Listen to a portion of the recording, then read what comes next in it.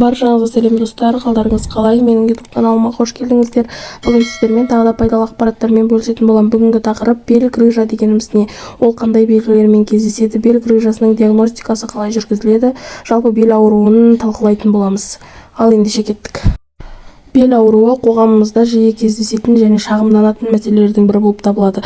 Физиотерапия және оңалту маманы доцент Ахмет Инаннар диск грыжа туралы маңызды ақпарат берді. Белдік грыжа қалай диагноз қойылады? Бел жарығы дегеніміз не? Ол қандай белгілерді көрсетеді? Бел грыжасында қандай хирургиялық емес емдеу әдістері қолданылады? Бел грыжасында хирургия қашан қажет? Бел грыжа омыртқалардың арасында орналасқан және суспензия қызметін атқаратын желе тәрізді жұмсақ бөлігі қатты сыртқы капсуладан тыс шығып, денеге қысым немесе қысым түсіру арқылы ауырсынуды, ұюды, шаншуды немесе күш жоғалтуды тудыратын жағдай. Нервтер ауырсыну жөтелде, күш түскенде және күлгенде күшейеді. Тұру, отыру және алға еңкею ауырсынуды күшейтеді. Шамадан тыс салмақ, ауыр жүктерді көтеру, туындаған кенет кернеу, қартаю және деградация сияқты факторларға байланысты дискінің сыртқы сақинасының әлсіреуі немесе жыртылуы кезінде грыжа пайда болады. Әсіресе көтергенде пайда болатын грыжа ауыр жүкті. Көбінде пациенттер сауығып бара жатқанда бұған мән бермейді, бірақ соңында бұл науқастарда қатты бел ауруы мен ауырсыну басталуы мүмкін. Тіпті ауыр грыжа дамуы мүмкін. Бұл шағымдар пациенттердің өміріне қауіп төндіреді. Орташа белдік грыжада науқас әдеттегі төменгі арқадағы ауырсынуды сезінеді. Екінші жағынан бүйрекке қарай жүретін грыжаларда ауырсыну әдетте бір аяққа таралу арқылы көрінеді. Ауырсыну кезінде аяқтың ұюы, күш жоғалуы, рефлекстердің және тепе-теңдіктің жоғалуы мүмкін. Науқаста отыру және тұру, жүру қиын болуы мүмкін. Бел дискінің жарығы ешқандай белгілерді тудырмауы мүмкін. Бұл жерде жарылған грыжа көрінісін түсіндіру қажет. Екінші дәрежелі грыжада протрузия, бұл сақиналы фиброздың ішінара ақауы арқылы дискінің артқы жарығы.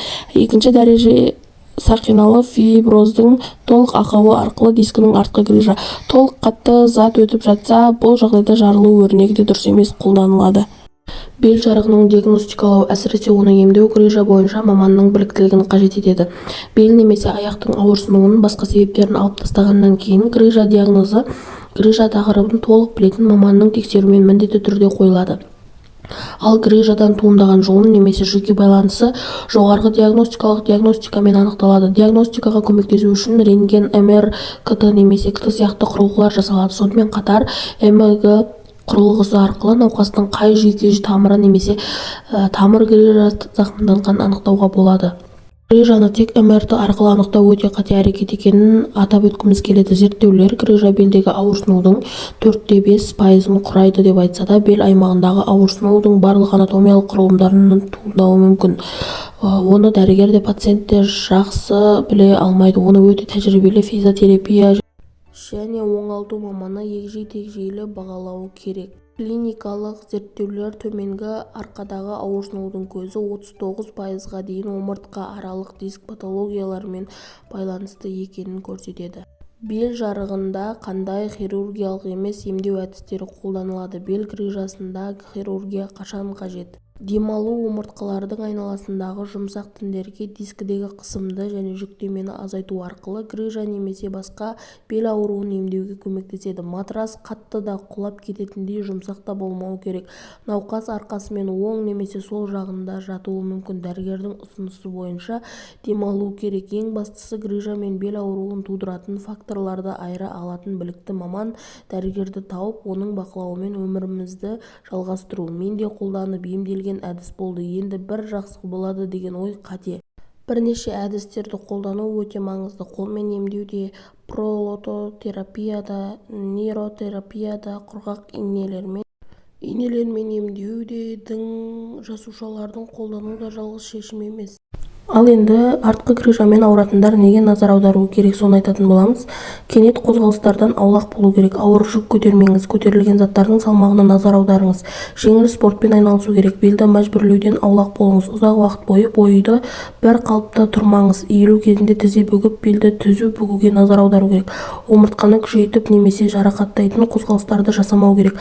Салмақ қосылмауы керек. Артық салмағы бар адамдар міндетті түрде қалыпты жағдайға оралуы керек. Қол сөмкелерінен жеңіл рюкзактарға артықшылықтарына мән беру керек.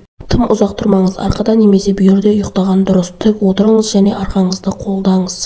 Ал енді кезекте симптомдары мен себептерін анықтайтын боламыз. Грыжа не тудырады?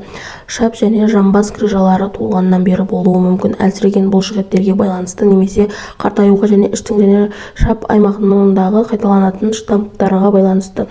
Мұндай шиеленіс физикалық күш салудан, семіздіктен, жүктіліктен, жедел немесе іш қатуы байланысты дәретханада күш салудан туындауы мүмкін. Ересектерде кіндік жарығы құрсақ аймағын тартқанда, артық салмақтан ұзаққа созылатын қатты жөтелден немесе босанғаннан кейін пайда болуы мүмкін.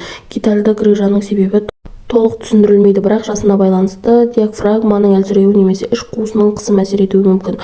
Грыжаның белгілері қандай? Іштегі немесе шап аймағындағы грыжа ішке қарай итерілуі мүмкін немесе жатқанда жоғалып кетуі мүмкін. Ал достар, міне сіздерге грыжа туралы барлық ақпараттарды бердім. Енді сіздерге пайдалы болды деген үміттемін. Осыдан басқа тағы да пайдалы видеолар шыққанын қаласаңыз, менің арнама тіркеліп, лайк басып, комментарий жазып кетулеріңізді сұраймын.